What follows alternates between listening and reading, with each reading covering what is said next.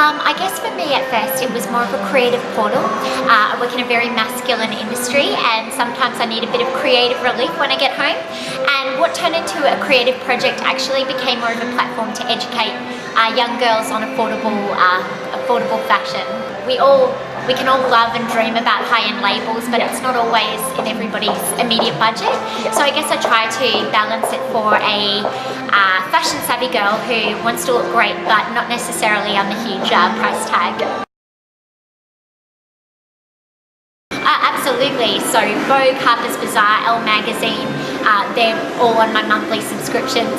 I guess the main difference is that when I'm turning to my glossy magazine, I'm looking at the beautiful beauty editorial inspiration. I'm looking at the high-end styling. Whereas with blogs, you're looking at everyday girls with everyday bodies who have a bold, fun sense of style, and you're really celebrating individual style, I guess, rather than cult trends that are portrayed in magazines. And also, another thing to touch upon is when you're reading blogs, they manipulate a very personal language. You start to feel quite connected and like you know a blogger, where you don't always get that personality in a magazine. They definitely have influenced the publication industry, so I guess you can look at it from positive and negatives. So positively, I think we're becoming more open to the fact that individuals can express themselves through style, and as I've touched upon before, we're looking at everyday girls who aren't models, who don't have a stylist on board to do their hair or have an on-board makeup artist. So I guess we're really looking at individual style. And then the negative towards this is, I guess it is taking focus away from celebrities and elite high-profile models. So where they once carried a lot of influence, I guess this has been reduced because girls are looking at the unlikely celeb or the underdog, which is a blogger.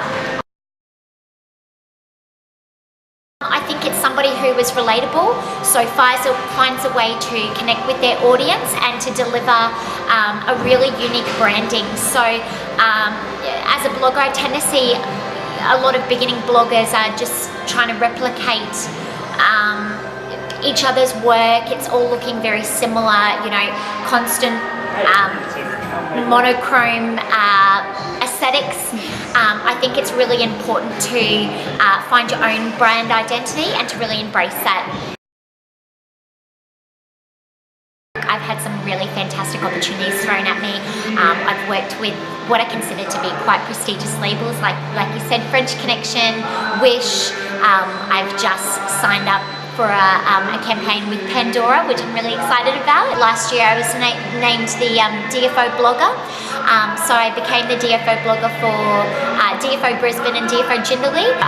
I've met some pretty big idols when it comes to blogging: Sarah Donaldson, Zanita, Kate Waterhouse. So the best part is opening up a new world that you never expected, working with awesome brands and attending fabulous events and meeting just incredible people and hearing their stories.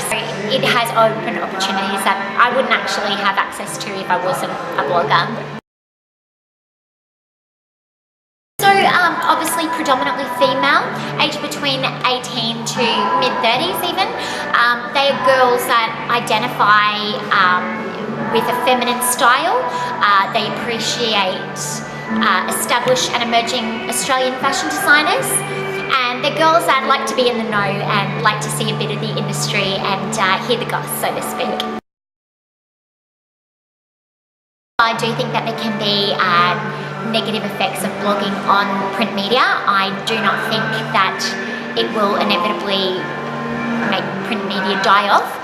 The reasons in which I think this is that print publications have developed a really prestigious brand identity, not to mention positive relationships with the consumers that read them, and this is something that takes years to develop. So it is hard for a blogger to just come in there and have the same prestigious identity as, say, Vogue. Also, I do believe that magazines are really adapting to the technologies. While they were once upon a time just a print-based publication, they now have fantastic online portals, and their social media is kept really on point, and they are constantly looking to engage and connect with their consumers. So I think that's only going to continue to escalate, and will definitely keep the industry thriving.